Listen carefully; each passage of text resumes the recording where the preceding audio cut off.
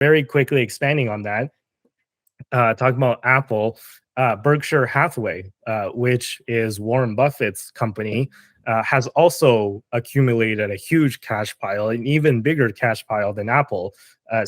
On Berkshire Hathaway's latest earnings report, they reported that they had $188 billion on hand in cash equivalents.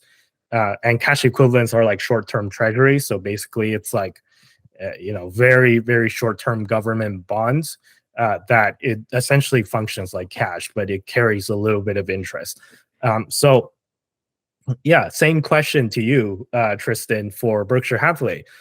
If you were Warren Buffett and you had $188 billion, what would you do with the money? Or would you do nothing at all, which is what kind of Buffett is doing right now, right? He's maybe just holding back and waiting for an opportunity, waiting for a market crash.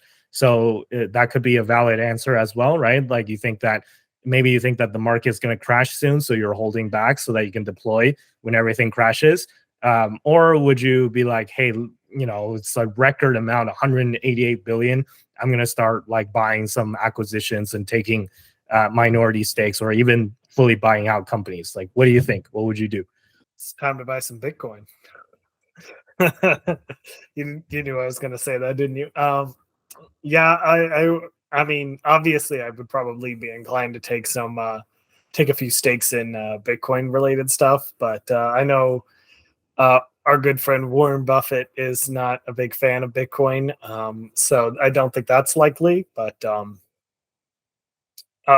it seems to me like they're stacking up on cash for a potential market crash, which is a fair assessment if they have run the numbers. I'm sure they've got many analysts running the numbers on this, and if their expectations are that there's going to be a market crash, maybe there will be one, right? It's hard to time these things. It's hard to judge. So who am I to say that Warren Buffett is wrong on trying to predict a market crash? He's just as likely to be right as wrong, I would say.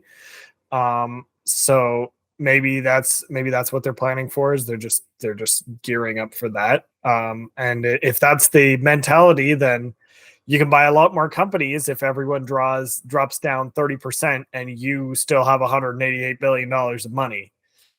So that may be the strategy that they're taking. I'm not really sure what else they would do with that much cash.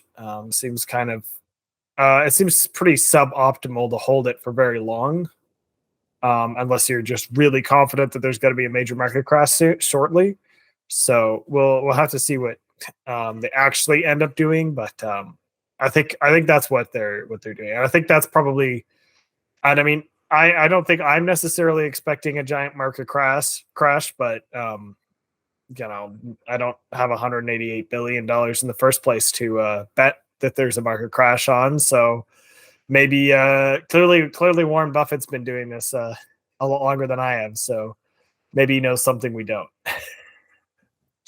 I totally agree with what you said about Bitcoin, but given Warren Buffett's kind of opinions that he's had on Bitcoin in the past, I think it's way too big of an ask for him to suddenly change his mind at 93 years old and go all in on Bitcoin. So I'm not expecting that, right? But yes, if I was Warren Buffett, I would totally deploy like a lot of it, or even maybe most of it, into Bitcoin or Bitcoin related proxies, and just adopt the Michael Saylor playbook on what he did with MicroStrategy, right? Basically, he turned a $1 billion software company that was growing at like 3-4% or something like that into a Bitcoin hedge fund that's wildly profitable, essentially, right? And like an ETF, but a leveraged ETF, but a leverage in a good way where he can borrow money at like really low interest rates and then buy more Bitcoin.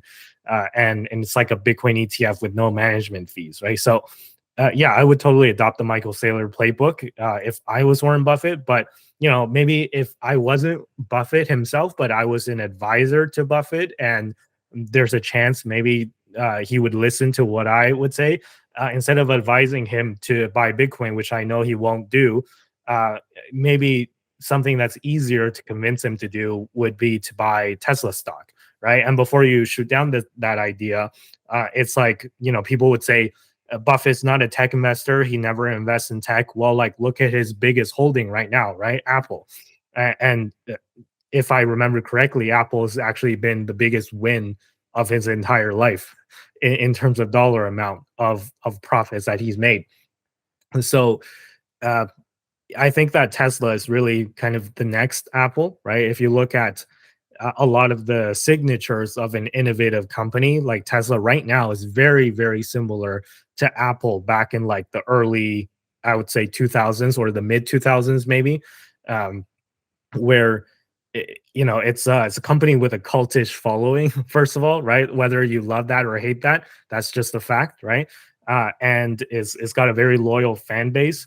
And is doing something in a category of products, electric vehicles in Tesla's case, where it's like kind of setting itself apart from the competition, right? So if I look at other competitors here in North America, maybe China would be an exception because they have a lot of different EV manufacturers there that are not over here. But if I just look at the Canadian and US market, there's not really too many competitors that are close in terms of volume production of EVs as Tesla. Right? Like, yes, there is Rivian, there's Lucid, but they don't produce that much, right? There's Toyota's trying to come in, there's Hyundai, there's Volkswagen, but and if you just look at the production and the amount of deliveries of electric vehicles, Tesla is just like wiping the floor with all those companies, right? So I think that this is kind of like very similar to when the iPhone first came out, right? Where you had a lot of established competitors, and there were other smartphones other than the iPhone when the iPhone first came out, right? It's just people overwhelmingly flocked to the iPhone. And the iPhone wasn't the cheapest. In fact, it was probably, I think it was more on the expensive side of when it comes to smartphones, and yet people flock to it. So yeah, I just see a lot of similarities between Apple and Tesla, and I think that if Buffett really wants to cement his legacy, and I am talking about his legacy after he passes away, and I'm not wishing this upon him, right? But let's just face it, right? Let's just be honest. He's 93 years old. He's probably nearing the end of his active years, right? And eventually he's going to be forced to retire, not in the not too distant future, or knock on wood that this doesn't happen, but he might pass away soon. Let's just be honest again, right?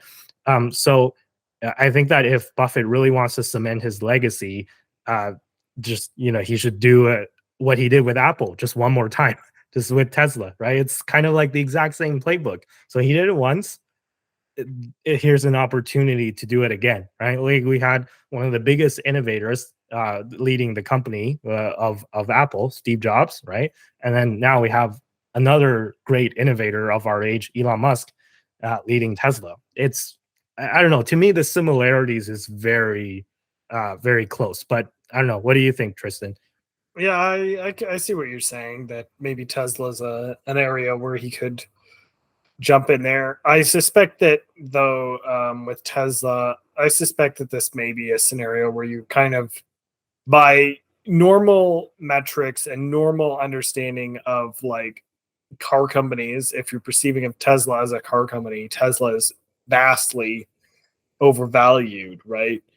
But you have to understand that it's not a car company, and I suspect that there may be. I think it's difficult for people like for more traditional investors to come to terms with the fact that this company is not, it can't be measured very well with its um with the typical way you measure companies, right? And I think that may make it more difficult for Warren Buffett or Berkshire Hathaway to pull the just do it. Like, I think that may be why, because like it seems so obvious to you, right? But like I think for them, uh the value proposition is not nearly as readily apparent, right? again, I don't have $188 billion either, right? I'm not Buffett, so who am I to be teaching him how to invest, right? So maybe like there will be a market crash and then soon, and then he'll deploy the $188 billion and pick up a bunch of companies at rock bottom values, just like he did multiple times in the past. And maybe I'm just like, I don't know anything, but I think there is a small chance that I am right and Buffett is wrong, or more than a small chance, actually, in my opinion. But again, that's just my opinions.